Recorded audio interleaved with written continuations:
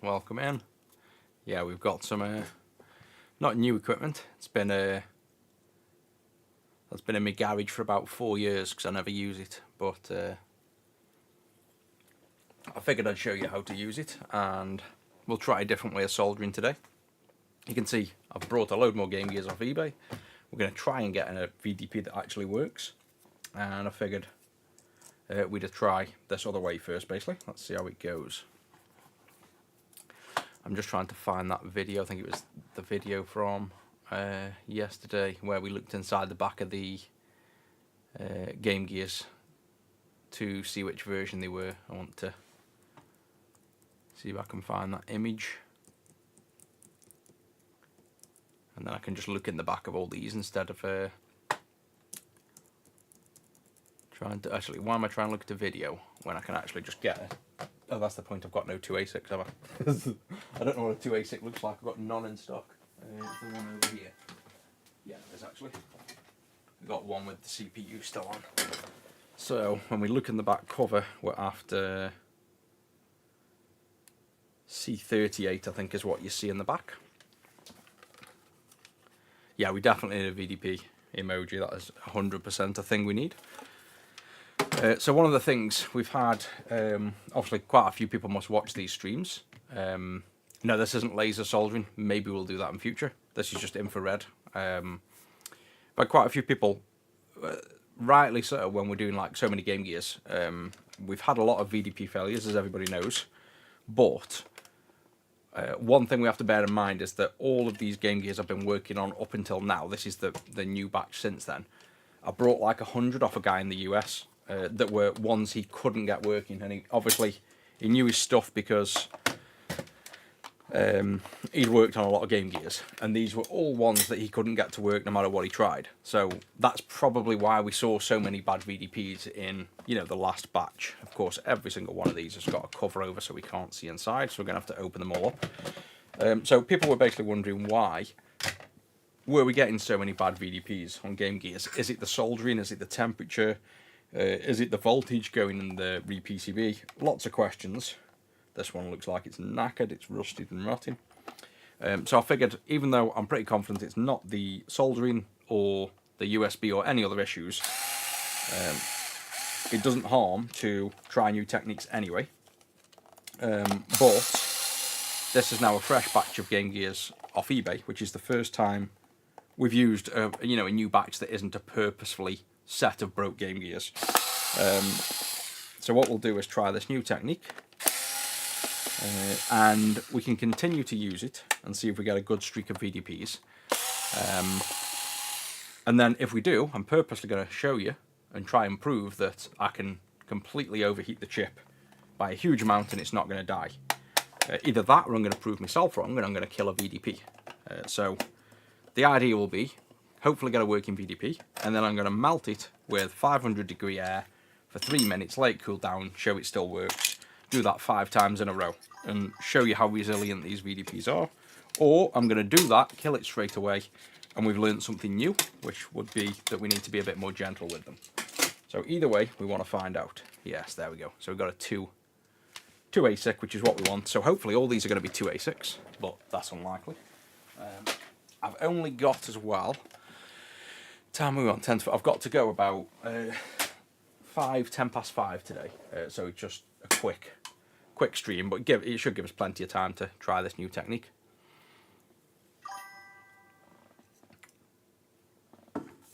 And the only downside to this, I guess we could practice on this board removing a CPU, because we've got to put it on this plate. Basically, we'd have to, like I normally now hot swap these out, bit of flux, take them off here. I don't even have to take this out the board. But to do it this technique, we're going to have to not only take it out the board fully, I'm going to have to remove the screen, otherwise the screen's going to melt and smoke and smell and all kinds of things. So there's a bit more prep work. Got a thermal camera ready as well, so we can see what's going on. I've not used this yet, I've just polished it back up. It was literally sat in the garage. I think I've got a photo on my phone because I was going to sell it. And funnily enough, right after I was going to sell it, I thought we might as well try and use it. So it's been, where's the photos? I was literally taking photos for people to buy it. like buy all the stuff I've got. Just sitting in the garage doing nothing. There we go. So that was in the garage, literally in a tub. You can barely see, but there's like a tub with all equipment that I just don't use. That was just sat on the top, and then that's what made me think, why don't we try that? It will definitely help being a bit, you know, gentler in a sense on the heat, but at the same time, I also don't believe it's anything to do with that. But like I say, I'm always willing to try new things, and at the end of the day, if it gives us more VDPs, then I'll continue to do it this way. We could even revisit the hot air temps and do slower or from the underside. You know, if we find out that temperature's got anything to do with killing VDPs, then we can rethink the process. If we get a working VDP this way and then can't kill it with heat, we can dispel that myth once and for all and be quite happy that the hot air isn't doing any damage, and I'll just probably go back to the normal, faster way of doing things, because this will be a lot slower way. So I've got to take this cage off. We've got to cut the tube off because it's just in the way.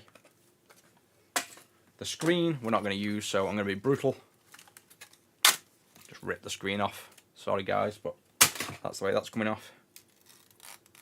Peel the LCD off. We don't need that. And then what we want to do is we'll take off, say, this CPU. So let's move the thermal out the way a minute. I think there's a switch on the back of this thing. Afternoon, Craig. Welcome in.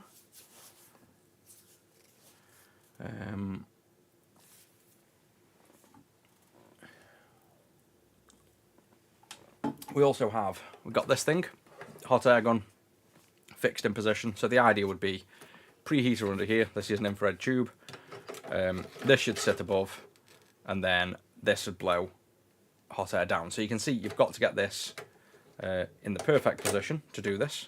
So luckily we can get just far enough back. So probably want to bring that slightly forward so you can see the setup time is a lot more. And then once that's in, you'd have to lock it in here. And I'd say that's about central there. Tighten things up, and that's now in. So not crazy amounts of work, but certainly a lot more work than just turning on your hot air and going. Now, I'm not even going to bother with this, I don't think. I think if we use infrared from underneath, this will be hot enough to remove. So, if I go on this, geez, we've got some buttons on this. Hot air is obviously hot air, so if I turn on hot air, there you go, you can hear that kick in. So that's now a hot air gun running. This thing's now running. So you can have hands free. That's going to warm up the chip. But I don't want to use that. We've got an infrared plate, which is the thing I want to use under here. And we've got an iron here. I think that's still in the garage. I haven't even brought it out. That sits here. Just a little iron. So I guess it's meant to be a kind... Oh, no way. Yeah, it's the same make as the soldering iron. I never knew that. So the make of this thing I've had for years. This little Yihua. I like to think that's a Chinese Yihua. It's actually the same make as my new super cheap iron. So, yeah, that's funny. Literally everything I own now is like Chinese branded. Right, so if we're not using the iron, I can leave that off. It's quite cool that you've got an iron though, hot air and infrared plate. So all I'm going to do is turn the infrared plate on. 400, I'm going to leave it at that. So this thing will get up to 400 underneath. But what we're going to be doing is heating it up from underneath. Effectively, this would be normally used for preheating large boards that have got a lot of thermal mass. So say like Xboxes, BGA work. Then you'd swing this over, turn on the hot air, and you'd also then warm up the chip from above. It's kind of a poor man's BGA machine in a way. All I'm going to use it for is I'm going to attempt to fully remove this by just heating it from above. I'm not even going to attempt hot air. I'm going to try pure infrared soldering at this point. So let's zoom in and see if we can get a decent shot here. Yeah, decent-ish. It's kind of not focusing where I want, but yeah, it's not really focusing on that area. But you can see where it is now. So if I go to the overhead, maybe I can just drag this down instead. Yeah, there we go. That's a better view. Pull focus. There we go. So this is now got...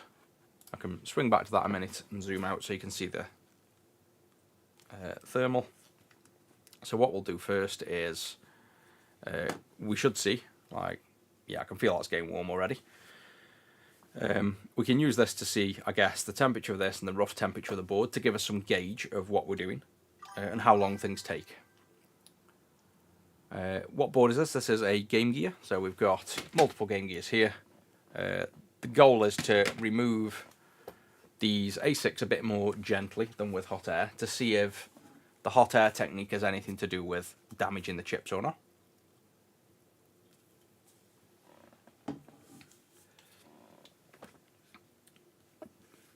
And if we look now, this has got a preheat, so if you can see at the front, I don't know if you quite can, front of this thing now, it's at 160, so this has got to climb up to, I think we've got it set to 400.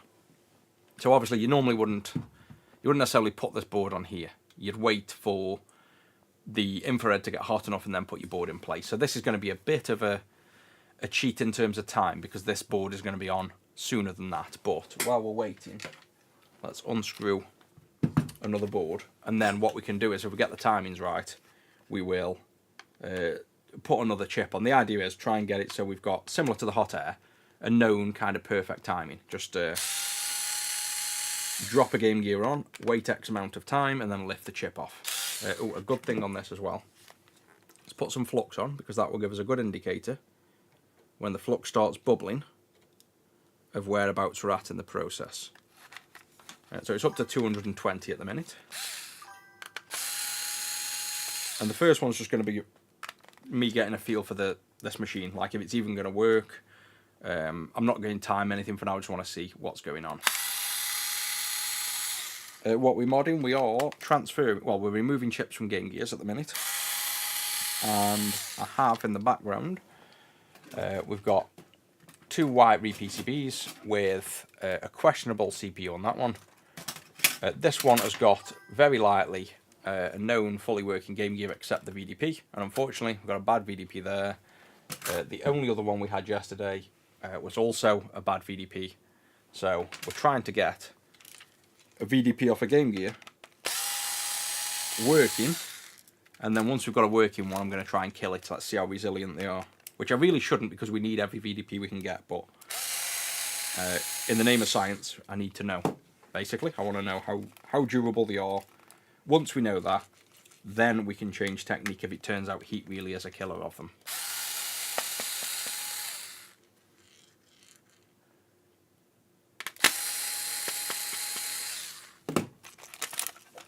That's that one out of the case. And then same again for this. Let's see where we're at actually with this while we're talking away. Is this thing even warm? Yeah, so that's now over 210, which is this thermal camera's limit. So we just know the infrared is obviously... can I get it on camera there? Wow, this is an awkward angle. Trust me, that says over 210 anyway. There we go, you guys can just about see over 210. And the PCB that we're interested in is at 140. So you can see that that's starting to work. That's going to have to get up to 200 before anything happens. So we've got a little while yet, I think. But yeah, this, you can see the strip down is a bit more intense. I've got to take apart the console a bit more. But I don't mind doing this if it, you know, literally saves us on murdering VDPs, we'll see. But I'm going to say, my gut is telling me that it's not the heat killing them, and it's just the fact that obviously, oh, we've got some smoke coming off now, so we're getting somewhere close. My gut's telling me that it's just the fact that we brought a ton of Game Gears that some other guy couldn't fix. That's the ones we've been working through the whole time on streams. There's like 100 Game Gears that I brought that a guy couldn't fix. Now these ones are off eBay, I reckon we'll have much more consistent results.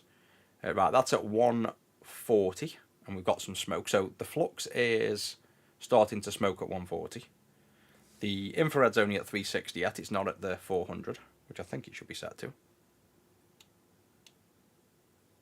Yeah, 176, so takes its time, but I think once the infrared's preheated, I don't think we'll be anywhere near this long to warm up. And like I say, normally at this point, you'd swing this over, hot air, and take it off quite quick. I'm going to purposely leave just nothing but infrared and try to do this entire process. Not only taking the chip off, but putting the new one on. We're going to try completely soldering iron and hot air free soldering. Except the fact we have to use a soldering iron to tin the pads. Right, so that's another one ready. And I think we better get ready with this because this is looking like we might be somewhere like. So, see all that lovely smoke? We are at 171. Yeah, so it's slowly climbing. I think we've got a little while yet. Yeah, holiday hair for sure.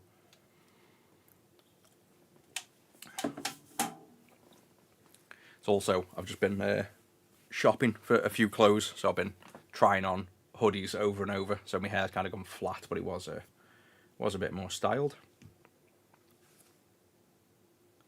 Right, 195. There we go. So this is heating up. Well, actually, no. The chip is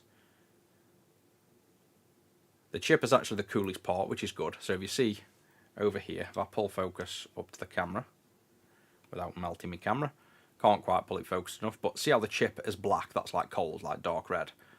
But the board around it is over 200. That's what we want. So basically, that means the chip is colder, but I presume this is probably even ready to go. Not quite. So the board is warmer than the chip, which is what you want. You're keeping the chip as cool as you can in terms of removing it. So I don't think this is going to show us much more other than when we're up to temp, which this is at now. You can see there on the blurry camera, we're coming up to 182. It's now up to 400 degrees, so the infrared is at 400. Yeah, fume extractor, this is actually going up and out my face. This isn't even going into my face at the minute. And then the purifier behind will kick in. If this works, I might even get like a decent station, like a proper one with a thermal camera built in and all kinds of stuff. It'd be quite cool. I'm YouTube featured today. What's that mean? Like they're pushing it or promoting it or something. I'll answer the questions in a sec as well. I just want to kind of keep an eye on this. Yeah, so you can see there now, everything's above 200. Although the chip's sitting at 191, the PCB is coming up to the 200. So, are we now loose? Nope, not yet. But a little bit of time. Is there a way to get new PCBs made that accept ribbons for game cartridges that come with more modern batteries? Yeah, that's literally what we have. So that's what you're about to see be made, and that's what we sell. So this thing right here, modern cartridge connector. This is called the game slot that we sell, and I've made. This is a re-PCB, which is the whole Game Gear. These are the chips that you put on, and everything else is new. Modern screen, modern cartridge connector. This is literally our Prestige Retro 6 Game Gear. So it's exactly what you're after. Right, overhead, we can't be far off now, if this is even going to work. So, still not loose. I reckon maybe then, a bit of hot air, do you think? Gentle hot air. Oh, nice, yeah, so we might see more YouTube. Of course, when I've only got like an hour, YouTube decide to feature it.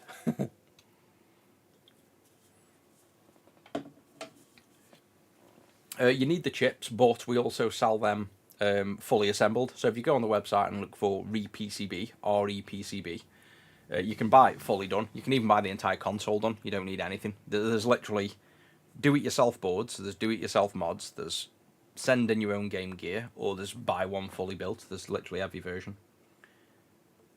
No, so I think this is going to need... I was really hopeful this would... I wonder if we can go higher. No, so maxed out. So this is 400C. We can't go any higher. I'm kind of bored waiting for it to warm up anymore. I wanted to do it entirely infrared. I think it will. Tell you what, a bit more flux maybe.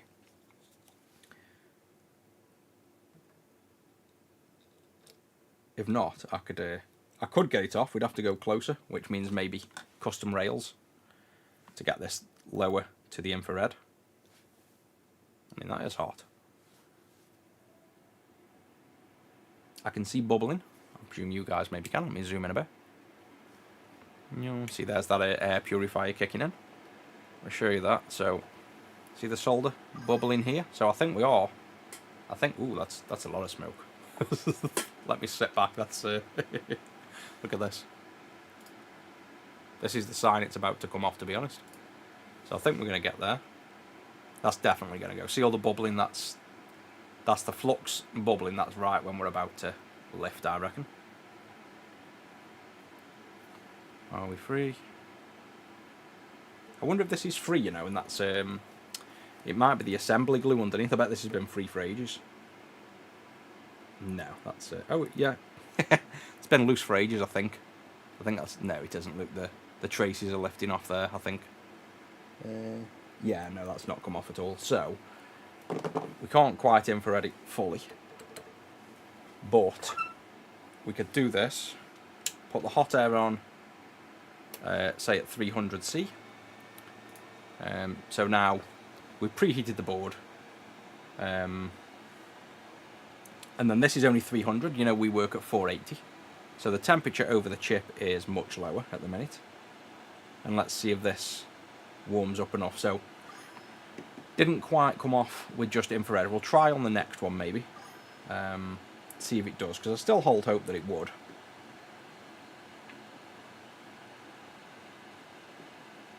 Oh yeah, I'm keeping well away from that smoke. But I've got a little fan that can blow it out the way and an air purifier behind me. I don't know whether this is actually stuck to the board in some odd fashion that I've never seen. Because that's completely free there, but this is like it's stuck here. Not sure why. Like this end seems stuck to me. See how it's like lifting with the... Look, that's entirely off, but I think this is actually a problem here. Like, let me move that out of the way. I think that would have worked. And we have incredibly bad luck that this chip is in some strange way bonded to this board, because look, it's doesn't want to come off. Like, that to me, I think, if we do that again, I think that would have worked. I think something strange has got on there with that board, that chip sticking to the board. So, yeah, it's also, I can grab it from here and it's not too hot. So, let me move him out the way a minute. Oh, look at that as well, actually. There's a sign. Let me go overhead. This is kind of hope for us that the infrared would have worked. There's the crystal. Crystal just lifts out. So, it was melting. I think that chip was just literally stuck to the board. Let's try it again. Ooh. That's the flux drip through and like kind of melted a hole into the infrared. Yeah, God knows. Maybe flux isn't a good idea then. Let's leave the flux off. We've got 400 degree infrared already, so I'm just going to do this again and completely ignore the first test. Let's put this over here, kind of bolt that in if I can, and this is like a cheapish machine. Let's set a timer off now. Yep, we ship worldwide, so we ship to the US as well. Clock. Stopwatch, start. Right, so we've got a stopwatch. Where's this going to go without melting? There we go. It's going to take at least a few minutes. I'm not going to use flux because that seems to have, I don't know, that's like damaged the infrared underneath. Maybe that's why it's not worked, but we'll see.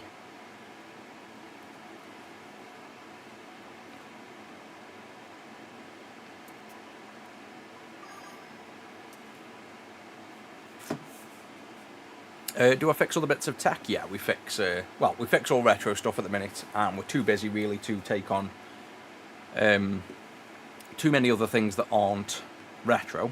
But yeah, we generally fix, you know, most things.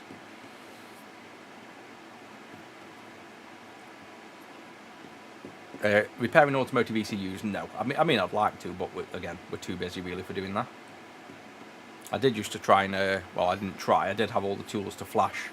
When I had like a Jeep SRT, I flashed a custom ECU from the States, funnily enough. They obviously mod them a lot more than we do. I flashed custom code onto that, nearly blew the engine up, but yeah. Yeah, with these drinks, the thing is, I love the look of them. I buy stuff by appearance, and they look ace. And I brought 12 or 24 of them. They were absolutely disgusting. By the time I got to, say, the 11th can out of 12, I thought, oh, these aren't too bad. Brought another 12, waited 3 days until they come. In those 3 days, my taste buds realised they were gross again, and then when I grabbed another can, I was like, oh, it's disgusting. So now I've kind of, it's almost like a punishment that I've got to drink them because I keep buying them. But I just love the cans. I just think they look ace. And obviously they're healthy because they're practically just all water.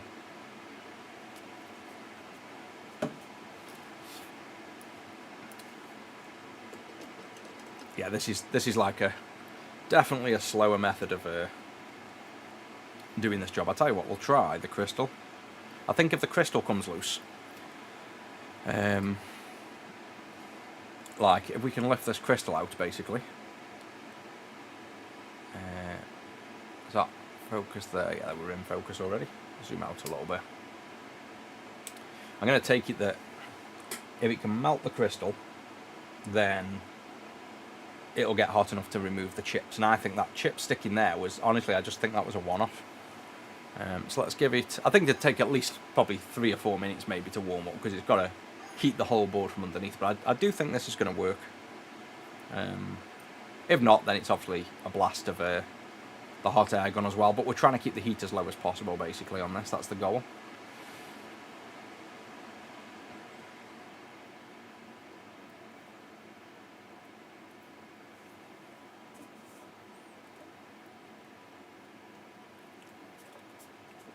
Yeah, all the ones all the drinks I've found alike are not exactly good. Like they've either got calories in, extra sugar in. Trying to find just a nice flavoured water that's actually healthy seems difficult.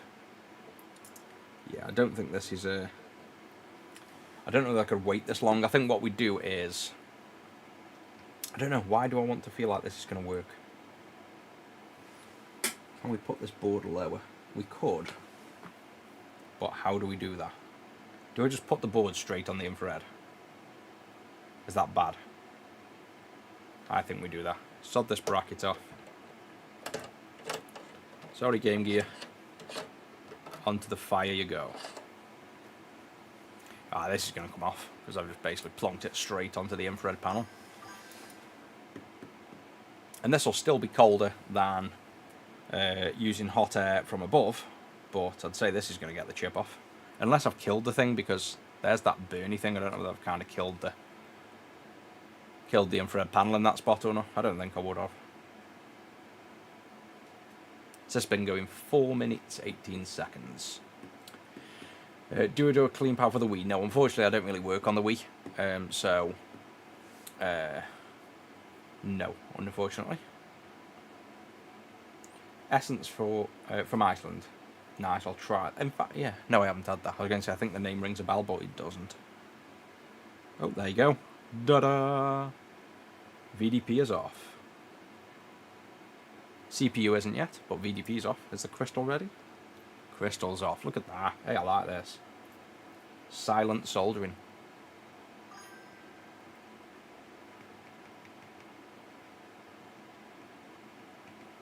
So that's at 5 minutes. We're going to stop that and we'll do a third one straight on this thing. Oh yeah, there you go. CPU. This is sick. I like this. No flux, no mess, no noise, no smoke. I better get this thing off. It's smoking. Yeah, the underside of the board. I don't know whether to tip this upside down if shit's going to fall off. It hasn't even done damage either. Hey, I've got a new favourite. Oh shit. Stuff hasn't fell out and everything falls out. I was just about to say I've got a new favourite thing, and then a fuck ton of components have just all fell into the machine. Right then. Oh shit. Melting my controller as well. Yeah, I'm just like placing hot things. Oh, for fuck's sake, yeah. Bear in mind I need to pay attention a bit more. I'm just placing boiling hot PCBs over all my expensive stuff. Right, so we know it works. The problem there is, I've got a whiteboard I don't mind destroying. Yes, I have. Where's my white PCB? There we go. I knew I kept this for a reason. So, the next thing is, if we're going to solder this back on, if we're placing this board straight over here, is this now not going to char the white PCB? So basically we've just got this PCB completely flat on this grill. Let's leave that for, get the timer back out. I'm going to leave that for 4 minutes, so let's get a timer back on the go. Before I even attempt to solder, I want to see if that's going to burn this board, because if it is, we're not going to be able to solder back on.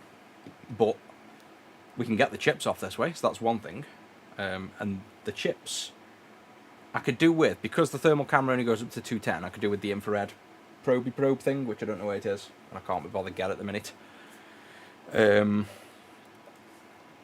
You could probe it for higher than 200 degrees. So if this works, I'll kind of do it a bit more structured than me just messing around and, you know, this is just me having a quick go, see if it works. I'll get like a proper temperature probe that can measure the temperature, see what temperature the chip gets up to, compare that to hot air, you know, do a bit more of a scientific test than a Luke can't be arsed on a Saturday test. But so far it looks promising. We've now just got to prove if this board's going to melt or not, or burn, and then it's no good. If this survives, then we can have a go at soldering the VDP back on.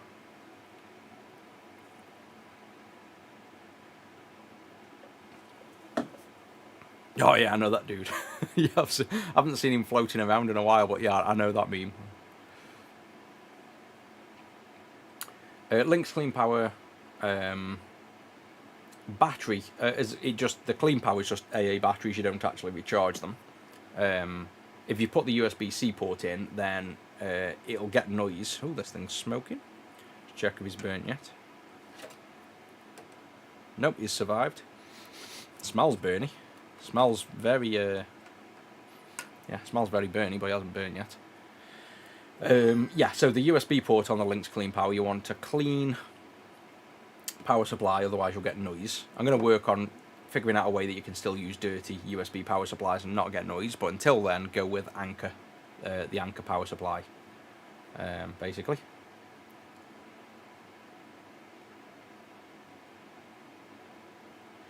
Right, 2 minutes in. To be honest, how this is smoking, I'd say a chip would probably melt on there, or solder would. It's hard to tell because I put no solder on like a ball end. I decided to not do this test very accurately. I should probably put a bit of solder on there and see if the solder starts melting, maybe. This is cool. It's a weird way of soldering though. No noise and just sitting waiting. Tell you what, this might be a new favourite thing. Even pre-tinning, no flux, worked perfect. Let me show you that again. So with the board being super hot, obviously. Full focus there. So yeah, watch this. No flux. Solder. Look at that. That's sick. Just literally no flux. Oh, of course that screwed it up. That looked ace until I did that. But yeah, that's definitely that is flowing better. Obviously it will do. The board's stonking hot. It's kind of obvious, but yeah, that flowed well. So I think that solder is definitely molten. Yeah, look, I can drag through it. This is going to work then, I think. So I guess let's see if... Woo, that board's getting toasty. Yeah, it's getting hot. Perfectly fine. So no, just ignore the mess. That's just this gunk. That's flux. The board isn't burnt at all. And that's 3 minutes 38. I can't be bothered to wait. That's clearly going to survive. So we're onto something here. We are definitely onto something. Right then, what's next? All you have to remember is when these are done, I keep placing them. You can hold them here, but there's boiling. You have to remember to place it down somewhere and not touch it. Right, let's go for... And again, this is a pain because you have to remove stuff. So I'm going to have to remove the ribbons and the screen. And the cartridge connector. I suppose it's not that bad, but that's out the way. So this has got a bad VDP. So we're going to place him on here. Oh, I wonder if that's going to melt. Headphone port. Let's try and place him like that. So kind of on there, but not quite on there.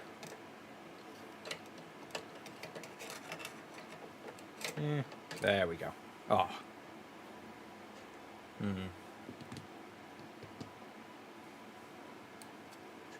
Under there. It's a good job this board is shaped the way it is, because the crystal doesn't go under. Damn you, crystal. This way. There we go. Haha. There. Ah, that's one way of doing it. So now we've got the chips as close as we can to the board. We can now drag this. Is going to fall off my desk. I keep pulling it further and further to get on this camera, and it's hanging off my desk. They are the VDP and CPU. We want to get the VDP off. I'm not going to use flux yet. Time-wise, I should start a timer now. So, clear, start. So we want to see if this comes off, how long it takes, and then we'll put another one back on.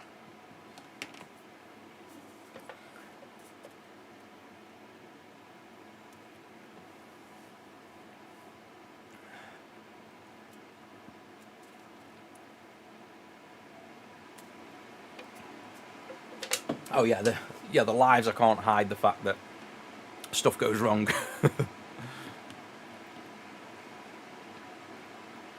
So yeah, you'll hear me swearing every now and then. Right, this is only 30 seconds in and we've got steam already. Nope, so not off. And what else can we do while we wait? Nothing really, I guess. How come some of the pads are taller on the CPU footprints? That was just how Sega did it originally on the original green one that I copied off. So you can see the pads are bigger, but I think I know the reason why, because when I drag solder these, obviously mine don't have that, but when you drag solder on the original, you tend to have a ball as you're dragging down of solder that at the end you then have to get off. And what I found was happening is when you drag solder down on the green, the pad at the end catches all that excess solder. So maybe Sega knew more about drag soldering back then, and 1 minute 30, not off. And I think they did it so that if they were hand assembling them, I doubt they were, but maybe at the start for prototyping they were, when you drag solder down, maybe it was for catching that excess solder. That's me guess, basically.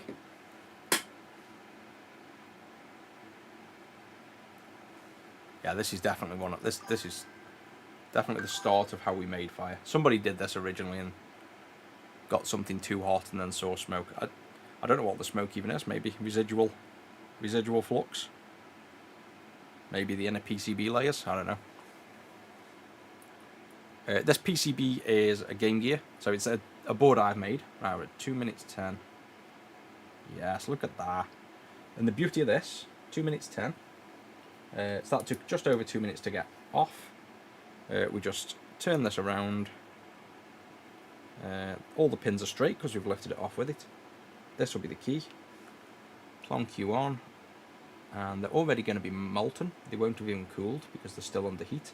Oh, so it's actually cool because I've put the chip on. So let's give that another, I don't know, minute, and then let's nudge him in position. But yeah, this is actually not a bad technique. Still solidified at the minute.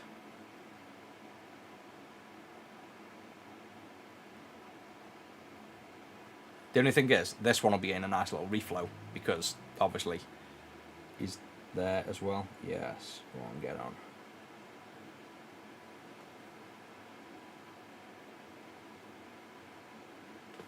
And then at this stage we're going to have to use flux, so flux on we go. Smoke's going to go everywhere, but this chip is not going to reflow if we don't put flux on.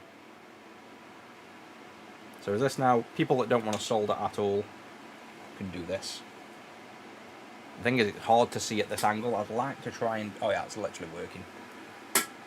That's crazy. That actually works. Yeah, look at that. It's literally reflowing perfect. That's reflowing just like when you use the hot air. And then I could maybe push down.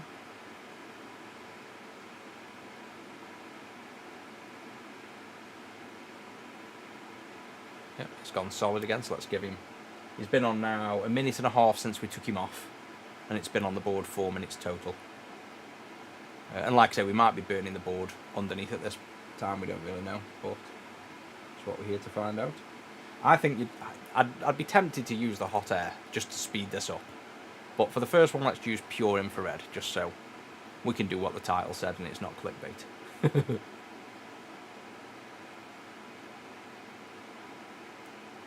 I think we're good. That's bubbling away quite happily. I think all them pins are on nice. Moves around fully now, so it's fully hot, so we're good there. Problem is, how the fuck do I get this off? Because I held it here and wedged it under there and the crystal's too tall. Yeah, shit. Let's move this back. Let's grab this end. Is he hot? We're okay. Move him over here. I need thermal gloves. Whew, look how red my face is from the infrared as well. I'm getting a suntan. Grab you. Drag slowly. And I'm probably going to skittle all these chips doing this. Yeah, we need to rethink my Jenga setup, but...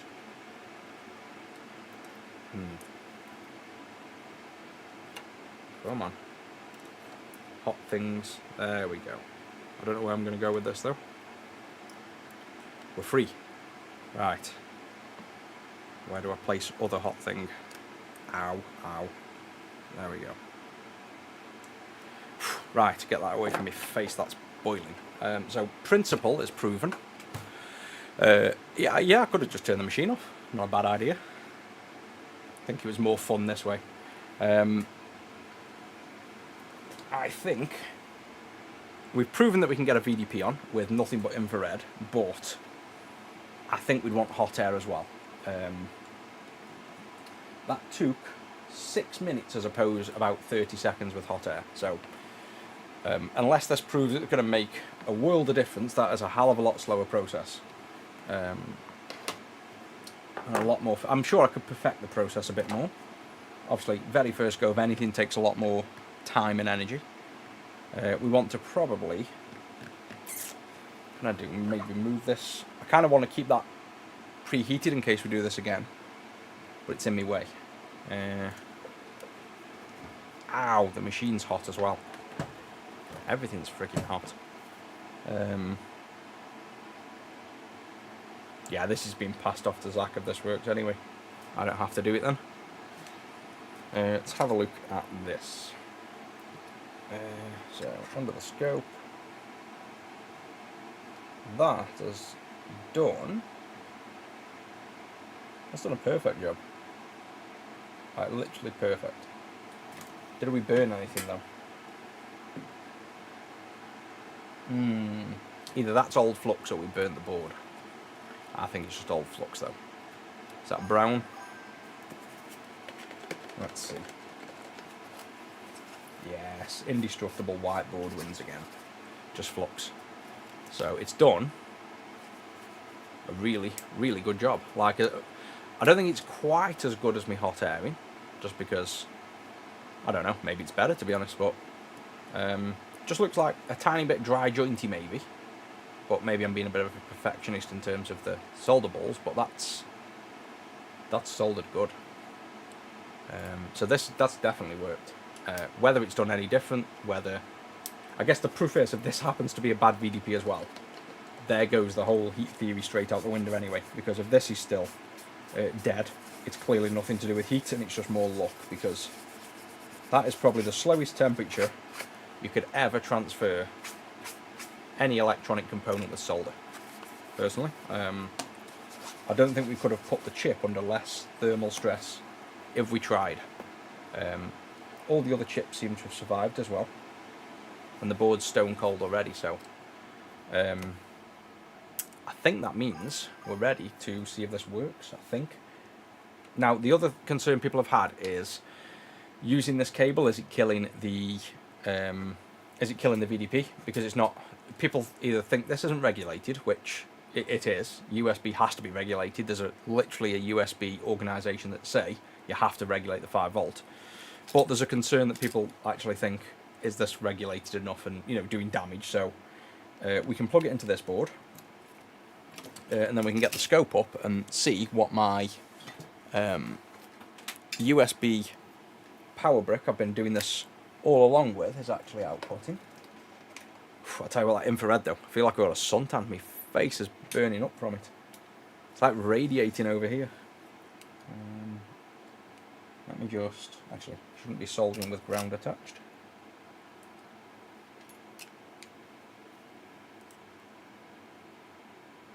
Right, that's on there. Pull up the...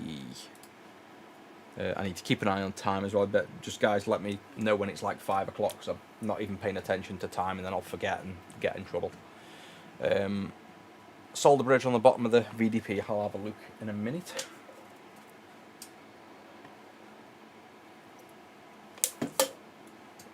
Right, so when you're testing power supplies, you're really not meant to do this. So see the big massive ground loop, so ground here all the way up through the probe, testing 5 volts say over here, and you've got this massive ground loop. So this will give us more noise on the 5 volt than you would actually see. What you should really do is probe like how we have over here. We have ground and 5 volts here.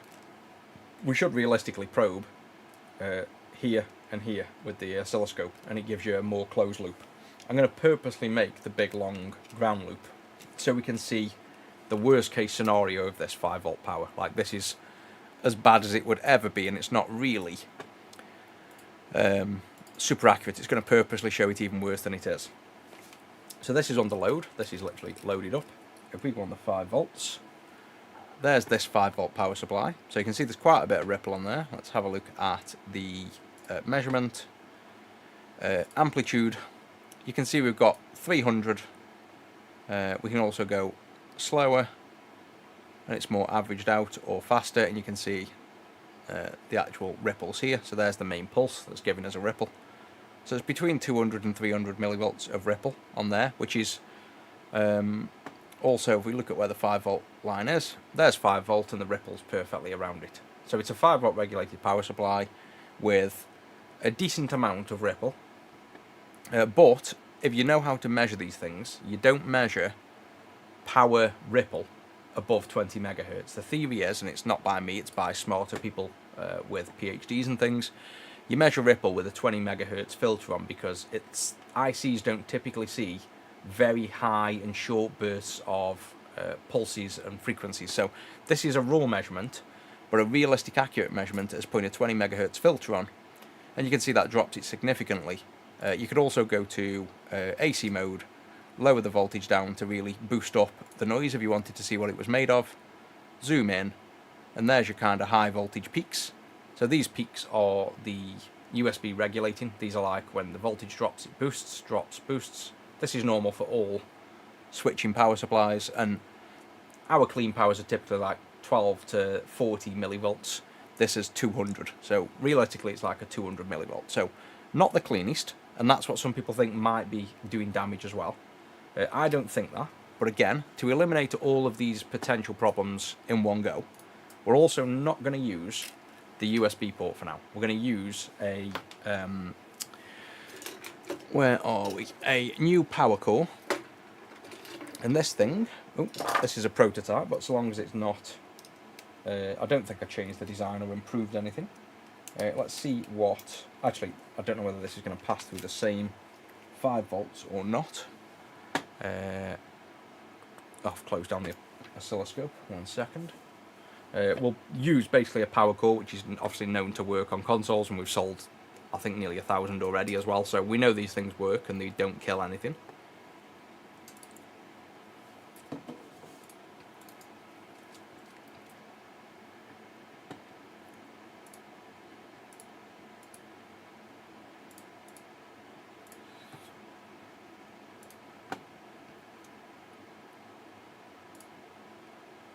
And yeah, that's basically a pass-through on the USB there. So if we use then instead a clean juice, this will be probably the best. Obviously the clean juice is more expensive, but this is designed to be the best power you can get. Let's see, and again, bear in mind I have this massive wire on. Yeah, so to be honest, the wire is causing most of this noise, because the clean juice I know is tiny in terms of ripple. And you can see there it's showing measurement, peak to peak, amplitude rather we want, yeah, amplitude's on there. Bring that up, delete. You can see this is showing like 100. I know this is a lot less. So this is where, see this giant loop here that I mentioned? If we now disconnect this, and instead we have, say, a tiny wire attached to this ground point. So let's get, have we got a resistor or something? Just want a metal leg. We'll use one of these. We'll just measure slightly different. And we'll basically measure with a smaller loop, and you'll see how much difference that makes to the apparent noise on the circuit. And if you don't know how to measure this, then that's why. You can very easily get false readings when you think you're measuring stuff right.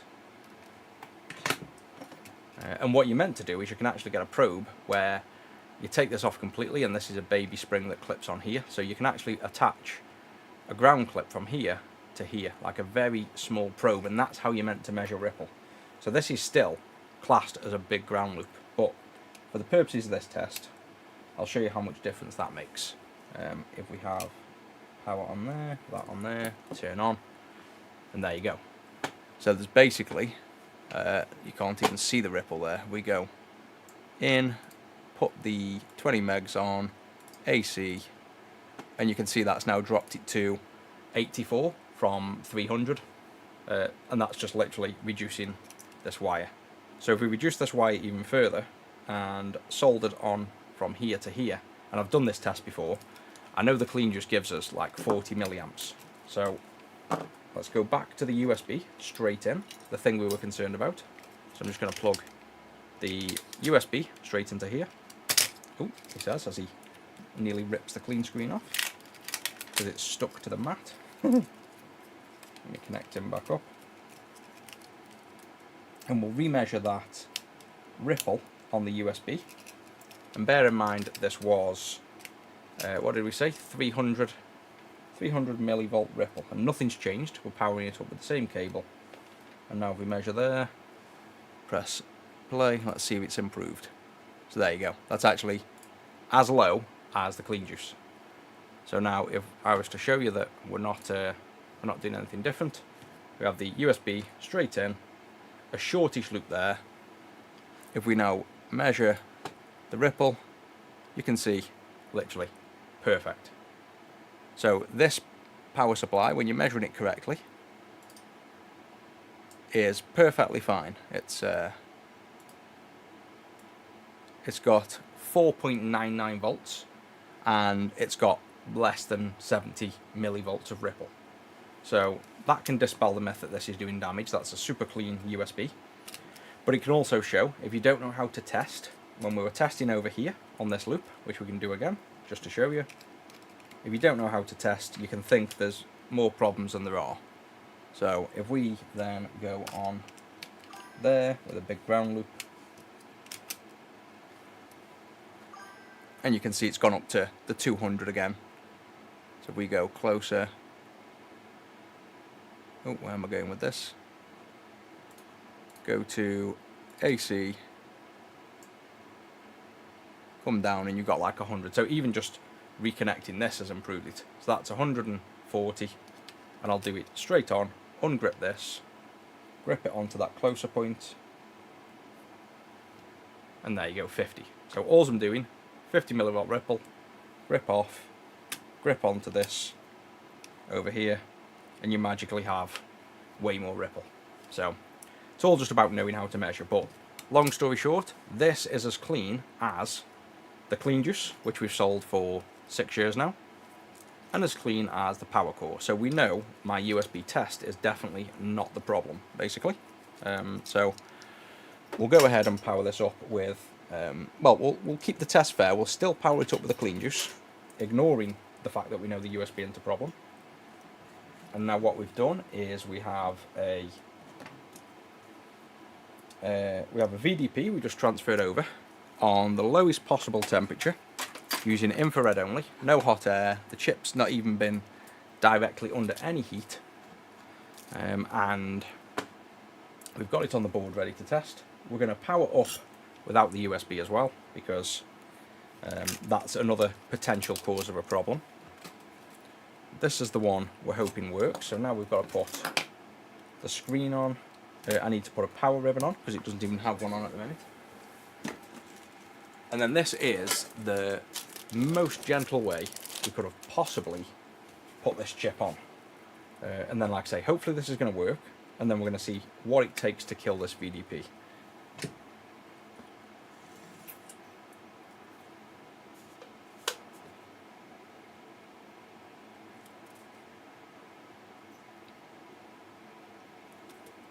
That bottom of the VDP I haven't forgotten as well. We'll take a quick look at that in a second. If you think there was a short on. There are pins on the VDP that are meant to be shorted, by the way. So it could be that.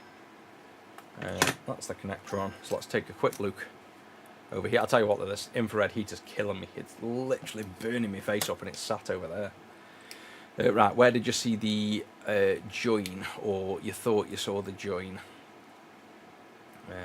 Because I didn't even see one at all, to be honest, but I know there are pins that are technically joined. I can't remember which. I think it's the CPU technically that has pins that are joined, but I don't see any join pins there.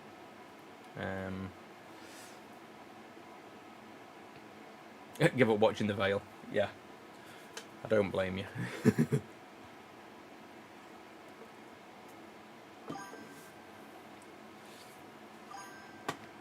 What solder am I using for the chip? I use, at the minute, Soldering. It's basically a 60% lead, 40% tin, I think, with a few little bits in. I don't use low melt solder. I own some, but I don't use some. So I think then we are ready to test this. I can't see shorts on there. If anybody else did, just shout up. We'll put the screen in now then. And I think this is the one that had everything working, Sega loading, but clear signs of a bad VDP. So if nothing else has changed, this should boot up, we should hear Sonic, and hopefully, if it's come off right and it's a working VDP, this will also work. I hope it does, because then, like I say, we get to kill it, and I've only got like 15-20 minutes to try and kill it. It's a shame, because like I say, we really need these chips for customers, but I want to see what's killing the chips. If it's anything other than just bad luck. Audio. So you can see we've not used our potentially dangerous USB that people think might be dangerous. We've not used hot air and hot temps. There's no solder shorts, and everything on this board was working except the VDP.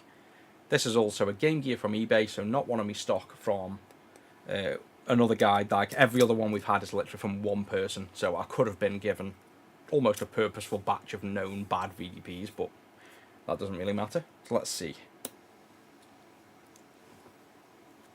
Wicked. Nothing. Yay, so it was working, doesn't work at all. So, what do you make of that? Because that's not widescreen. Oh, you know what? Games. You need games for things to load. There's hope for me yet. Right then, here we go. Yes, working VDP. Now let's kill it. Right, let's turn this infrared hot plate off so it don't melt.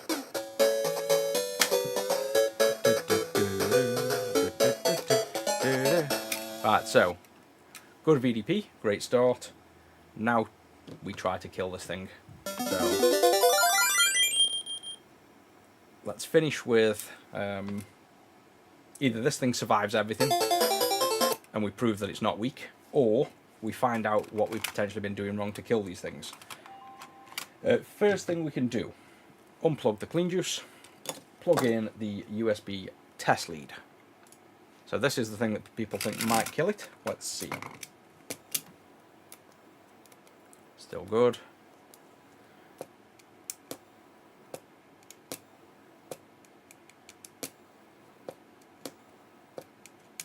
How many times do you reckon? I mean, this is about as unstable as you can get with power. Hot plug in a USB.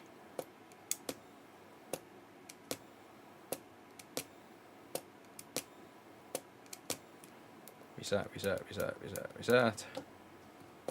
Unplug, plug in. So, obviously ridiculously unscientific test, but I don't think the USB is going to kill them. I test all the Game Gears this way. I highly doubt the USB is a problem.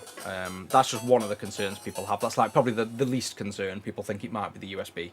We've seen on the oscilloscope this thing is as clean as the clean juice, so there's no realistic purpose or point to this thinking this is going to be a problem. Like if you've tested it, there's literally no logical reason whatsoever this would damage it, and it obviously doesn't appear to be. The main other thing is heat, pretty much. Well, there's two things. One was if that USB was bad and it overvolts it. I could overvolt this chip, which I don't think will kill it. I've got one running at 5.5 volts now, so we could easily tweak this and put 5.5 volts to it and run it. Maybe that's for another day. I jack one up at 5.5 volts and leave it running for days or permanently until it dies. But the other main concern was the way I swap these off, hot airing them off at 480 degrees and back on. So now we know that, you can have a guess what I'm going to do. I'm going to hot air this thing on and off and on and off and on and off until I have to go. And let's prove that hot air does not kill these things, or that it does, and we need to be careful. So hot air, 480 degrees. Well, you saw it there. You'll see it get up to 480, so you know I'm on the line. And then I'll take this off, put it back on, let it cool, turn it on. I'm going to do that over and over until I leave. I think you'd agree then, if I can do this, well, at least 4, 5, 6 times, can we then agree that hot air and this technique is not killing it, and it's just purely the Game Gears I've been getting have been having bad VDPs and there's nothing else to it, basically, which is my presumption all along. But I do like to test things because you can be wrong, and arrogance is the main reason people don't learn. If I was too arrogant and thinking it couldn't be that, and I don't test it, I could sit here, kill loads of VDPs for no reason, and these things are obviously 40, 50 pounds a pop. Every time one doesn't work, I've lost 50 quid, so I'd want to be proven wrong as much as anybody else. But I don't think I will be, basically. I think it's just exactly what I thought it was, is that we do more Game Gears than most people do. We do, well, I've got through that batch of 100 from that guy in about 3 or 4 weeks. It's just that we see loads of VDPs, and you guys obviously don't see all the Game Gears going out, but you'll see the ones I do on stream, and I think it's just bad luck and a bad batch, basically. I don't think there's anything magical going on, but like I say, I could take this off now and kill the VDP, and then we know I literally am killing them. So one way or the other, we'll find out, and at least I'll have confidence that I'm not killing it if I can take this on and off multiple times. And it not, I didn't use any flux, did I? I'd probably use a bit of flux. You know, I can be confident that I'm not killing them by mistake, basically.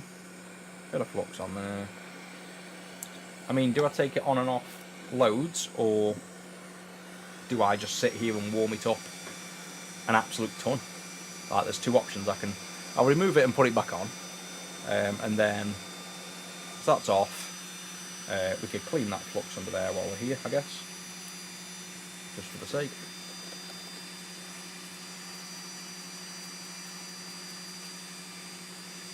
Get this chip back on, like we're just transferring over.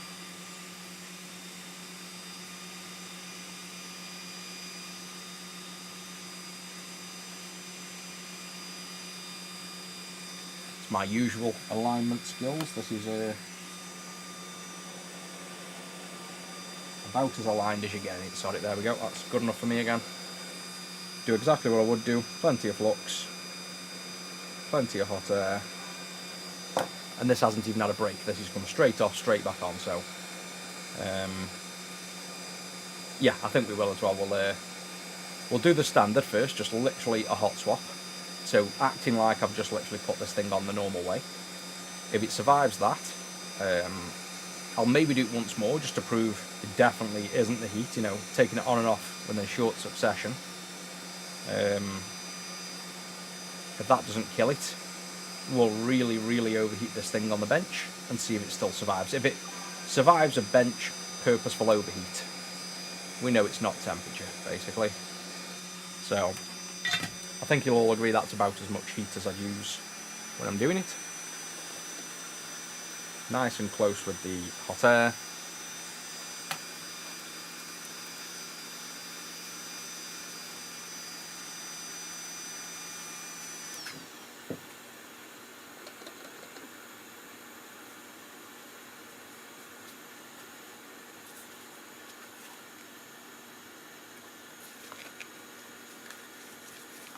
Good clean with the static infused melamine sponge, which could also be a potential that nobody mentioned, that this melamine sponge is probably staticky. But again, we're doing everything the way we would have done. And now we just let that cool and see if the VDP's been killed. I hope it hasn't, because that means I've probably killed a ton of them in the last month, if this is a process that does kill them. But I'll also be happy if we've discovered something new. So we'll see.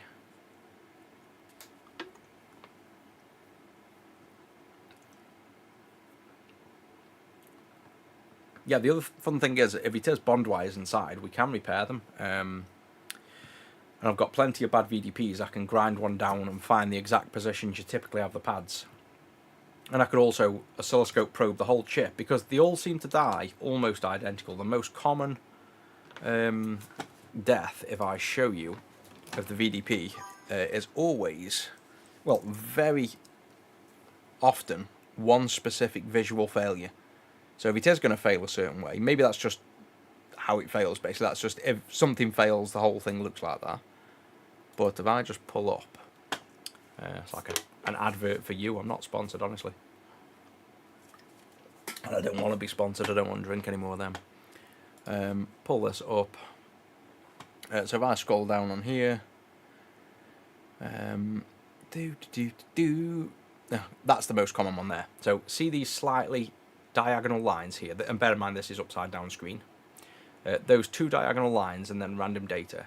This is almost what it always looks like. So you always have these kind of two diagonal lines. The data's different, but that is something I see very often. So that's what makes me think,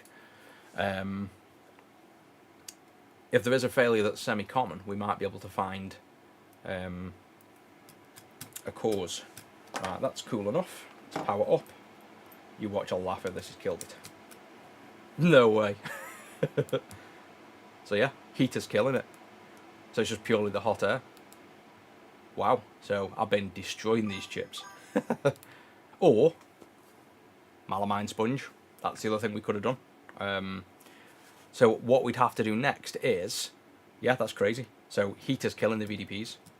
And yet I've had it where, well, I don't know. It could be the sponge, because I've hot aired VDPs on and off that work when I'm using a board to test if it works, and taking them on and off multiple times. So we could be down to the melamine sponge could be killing it, or the hot air could be killing it. That's crazy. Didn't expect that. So that would mean, well, I don't know. It's one test.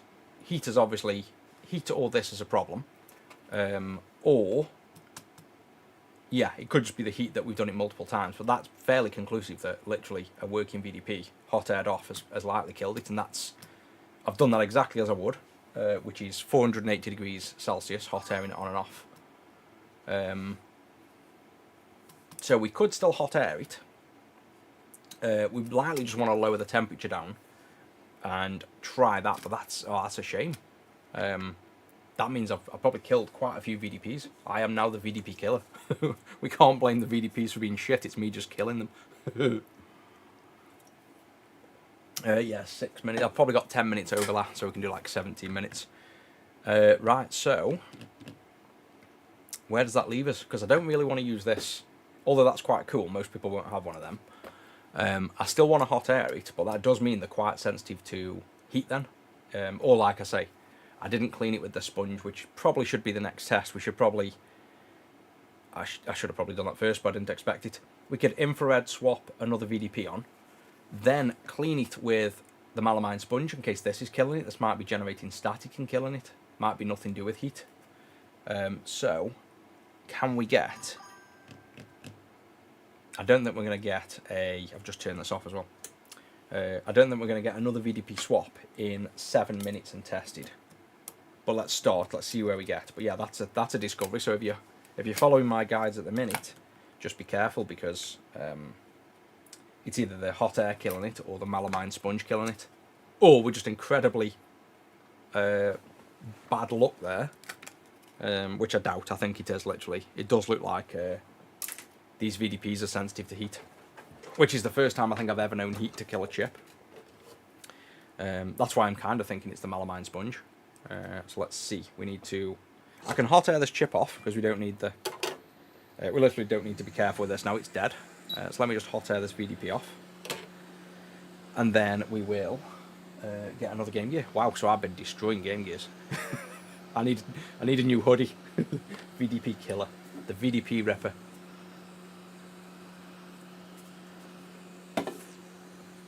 But that's the benefit of also listening to people that obviously telling you could be doing something wrong, instead of getting arsey and think you know more than they do. You can have your presumptions that I highly doubted it was going to be heat. Like I say, I've never killed a chip hot airing it on and off before. But also you should listen to them and test the theories out to prove you or them right. So it's done us good that people have suspected why we're getting so many bad VDPs and nobody else's. I presumed it was just a batch from this one person that couldn't fix them, and a load of bad VDPs and bad luck, because historically with all my work I've never killed chips using hot air.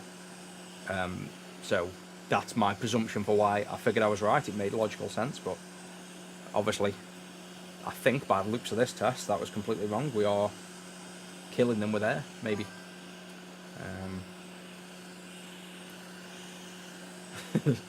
Yeah, start a rap group for sure. Well, this is good news though, because that means we now know what's killing the chips, and we can hopefully prevent this.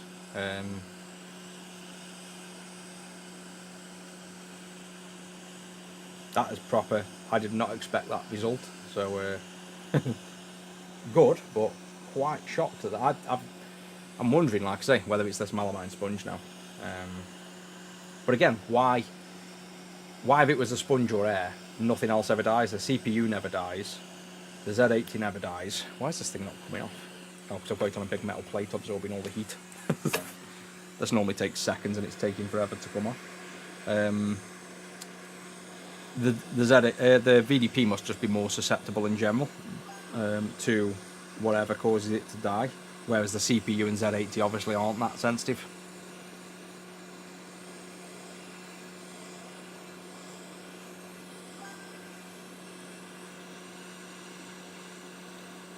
Right, that's the dead dead VDP off. I've got another one over here. Just got a random VDP on my desk. Come on, what are you doing over there? He's another dead one. Sorry, VDP, it's my fault. Right, so now we need to get another one open. How long have I got? Like 10 minutes. Uh-oh, I've just heard the door go. That's the missus. Can we get one swapped in under 10 minutes? I'll tell you what, get this board on the heat. Sod the head port for now, I can't be bothered with all that faff. Get this down. And this is like speed VDP swapping now, while also trying to not kill chips at the same time. Get you guys the overhead view, so you can see. Right, he's on there, getting nice and toasty.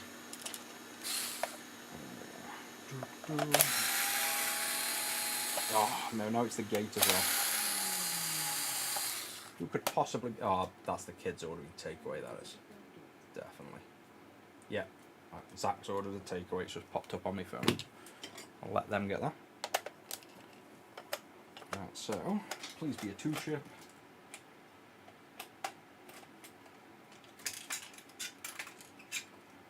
I'll have to screw in. Why is it when you're in a rush?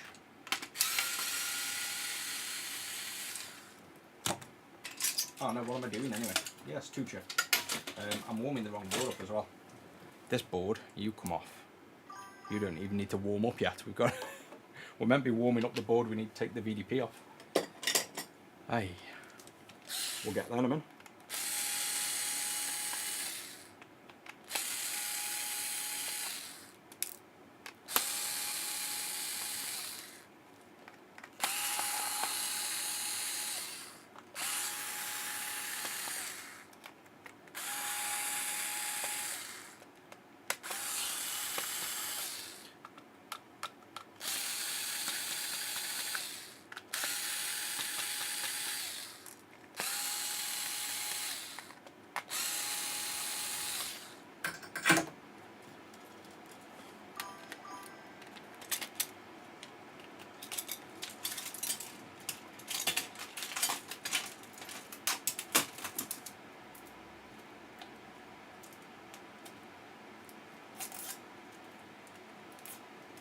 There we go. Right, let's get this thing going. I am going to blast it with a bit of hot air to start with because the board's cold, so that really won't matter. Let's just get a bit of heat going.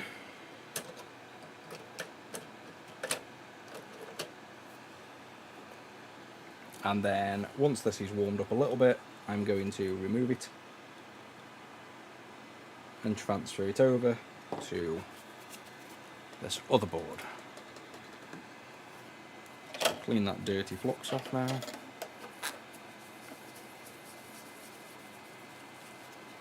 That's enough hot air, just to give it a helping hand.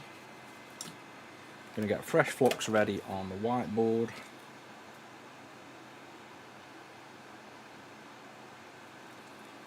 And all I'd probably do in this case, now we know it's the heat potentially. Oh, I'm getting called a VDB killer now. Let me have a look. That can move out of the way now.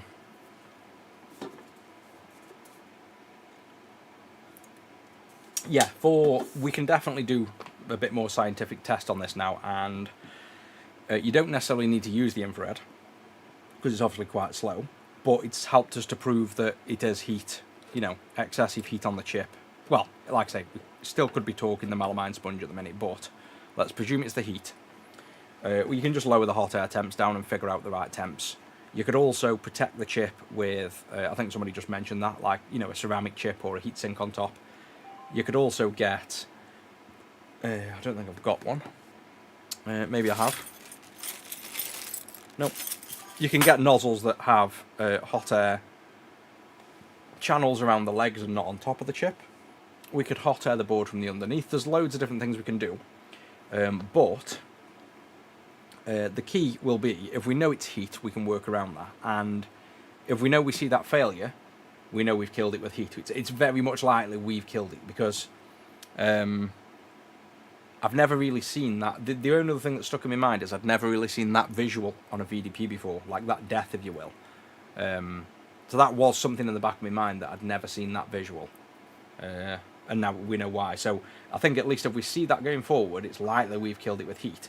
And we can just try different techniques to, the more we do and the more we swap over, the more we can be assured of, say we lower the temps on the hot air and we don't see them dying, and then we do it over and over and we get consistent results. The more we do it, the more we'll find out a temperature and a setting and a technique that works the safest. But for now, I'd recommend you guys crank down your heat and warm the board from underneath if you don't have one of these. That's what I'd recommend to start with. If you're taking these off, warm the board from underneath, not on top, and lower your temps. I'd say, oh shit, that was on that. I'd lower your temps to sorry, what is it with me in alignment? I should just leave it there a bit. Lower your temps to about 300 degrees. And also, you shouldn't really probably use flux, we figured out on this infrared, because it drips through and burns. So, come on, get on there. Yay, it's on.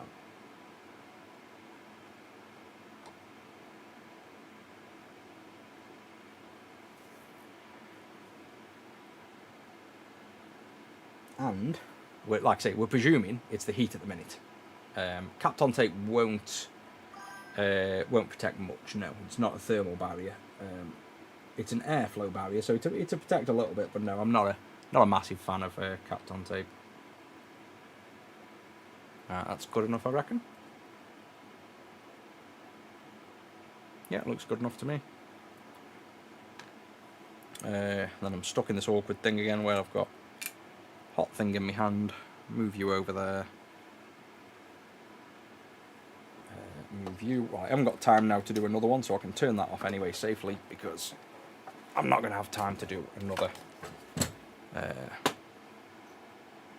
infrared. I've got like 5 minutes, like at max. Yeah, I've got no more time after this one. I don't really want to kill another one, but I'm still going to attempt to. I do like how that solders it though. That is nice. That's clean. One little bridge. The only thing is, I did clean the board, didn't I, with the sponge? Didn't I clean this? Obviously, I cleaned the flux off with the melamine sponge when we infrareded. So I'm pretty sure it is going to be the heat has knackered it.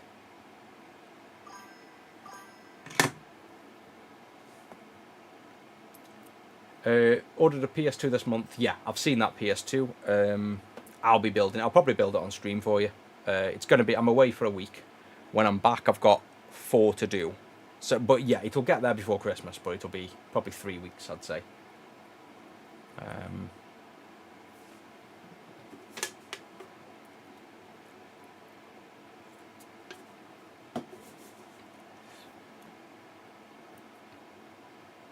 Yeah, thermal pads are definitely probably a help as well, I think. I've got thermal pads, I've got heat sinks as well. This is a Game Gear that I've just discovered. I've been killing Game Gear babies for months now with heat. So I need to apologise to the VDP gods and thank the people that said I was doing stuff wrong, because I clearly was. But that's why you should always listen. So now I kind of don't want to clean that in case it's the sponge, so I'm going to leave that an ugly, messy mess. I'm sure I've got a suntan off this infrared though. I am burning up. Can I fix printers? Maybe. I don't want to though. What's a VDP? The thing I kill all the time. It's a visual display processor, I think. Video display processor. What am I doing with the Sega chips? Killing them accidentally, on purpose.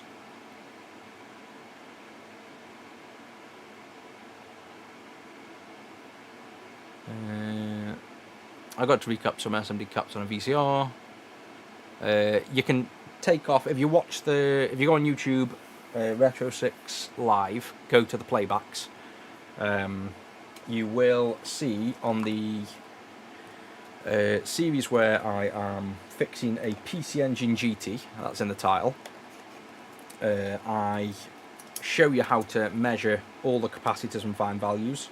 Basically it's called an LCR meter. You want to take them out of circuit, put them to an LCR meter, and you can measure what value they are. You can also try and find a schematic.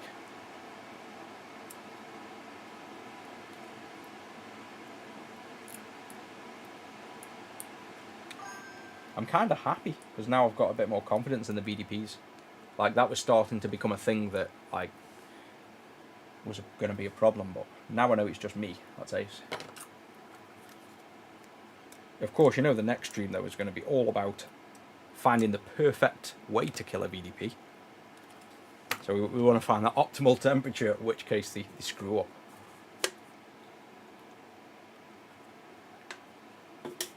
I mean, they do sell obviously professional machines, but I like to be able to do it by hand and fast. But you can get like machines like this that are fully automated, thermal probes that you put on chips, the right socket shapes, all kinds of stuff to do, you know, properly. But you don't.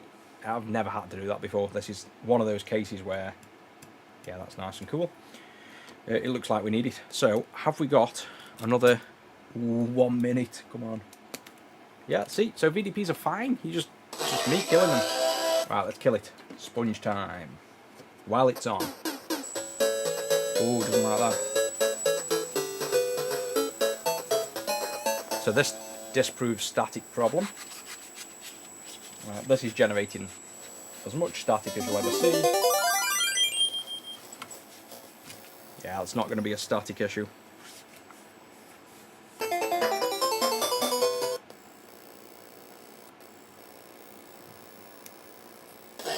Yeah, so it's been me all along. I feel like that guy on Shutter Island at the end, where he realises he's still being lied to. And I'm secretly a VDP killer, and I just don't know myself. Mega CD2. Yeah, I can do a clean power. I'm just doing I'm doing a lot of mods for the Mega Drive at the minute. I've just made.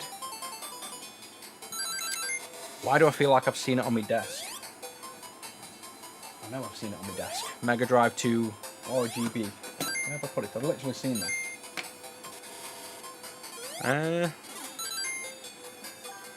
Like genuinely, I've moved that out the way like 5 minutes ago. Well, before the stream started. Yeah. Anyway, a little board I've made for the Mega Drive 1 and 2. I've made a clean RGB. I'm gonna make more mods for like region switching and stuff. Right, you're gonna die with hot air. Unfortunately, VDP, I'm afraid. Let's find out. Turn my hot air down to 300. Zach will kill me if he watches this back, because we need VDPs for customers' orders, and I'm sitting here purposely killing them. Take the power out. Inch above. This is 300 degrees now. I'm going to do... I normally reflow for 2 minutes, so I'm going to start a timer for 2 minutes. Clock. Start. There we go. So I've got... Oh shit, I haven't got time. I'm a minute behind. I've got like... Genuinely the maximum time is 4 more minutes, and I've got to leave here. So we'll burn this for 2 minutes at 300, which is enough to completely solidify these pins. I could also put it on that overhead.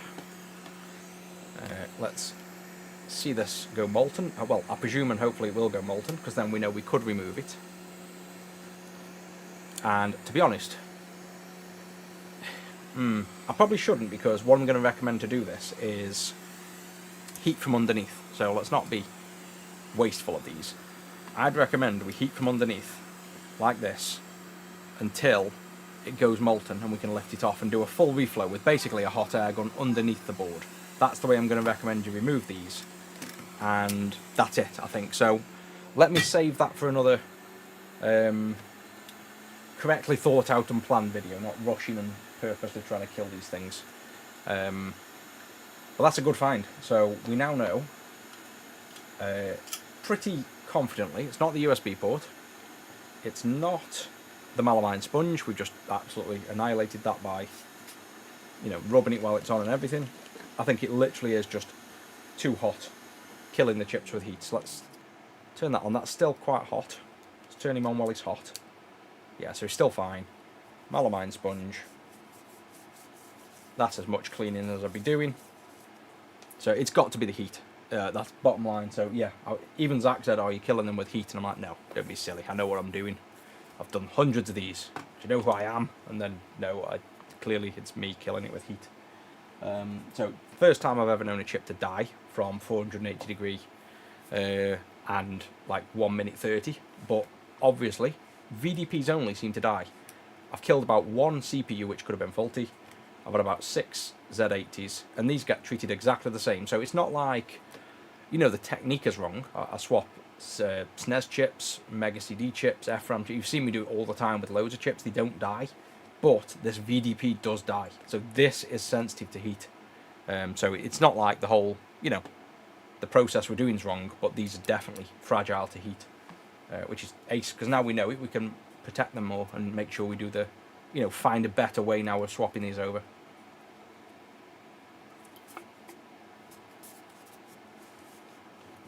Right, so I better go. I've literally got like 30 seconds. So thanks everybody for joining in.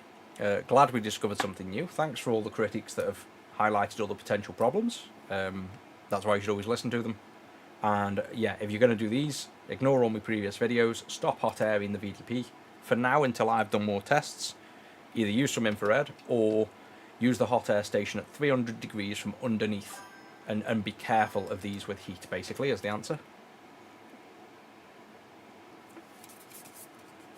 And yeah, we could still recover these VDPs. If the heat is what's killing them, it could be a single bond wire like he's mentioning, where we could actually drill down into these and find the wire that's broken. So I'll keep all these bad ones because I've got lots of them as well. Look at all these that died because they're just shit quality. I've got a tub full of these. So I could find, and like I say, the fact that they die exactly the same, there's a chance we can still recover these and find out which wire it is that's dying. It could also be just the fact that they're going to die under heat and it's the die inside, the actual silicon die, but I doubt it. It's more than likely a bond wire that breaks. So we'll see anyway. I'll get to the bottom of that. But for now, I will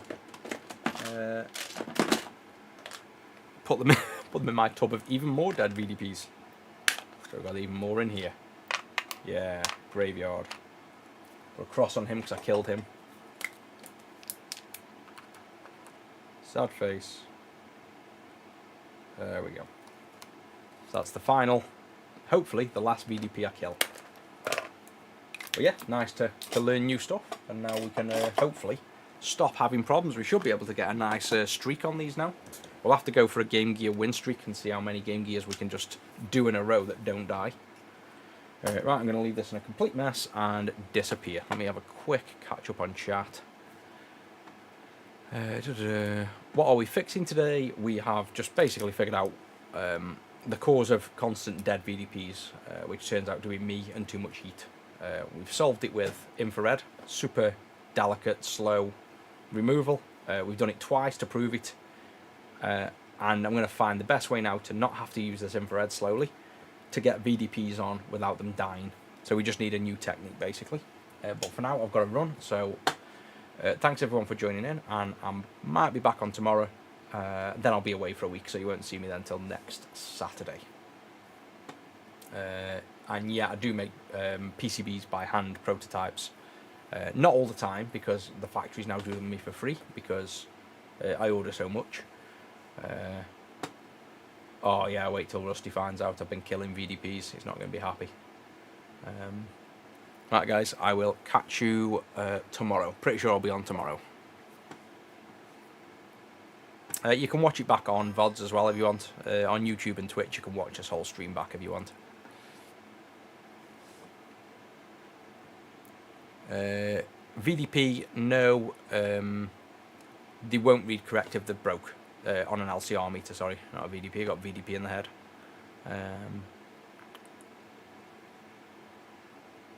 Find data sheet or the VCR. Yeah, so same thing. Basically, yeah. If your cap's already dead, you can't test them. You'd have to get a data sheet.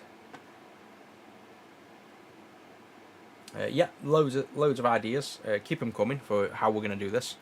And I'll try a bunch of techniques. My first technique's just going to be hot air from underneath. Is the first technique, and a lower hot air temperature. And then hopefully these things will survive.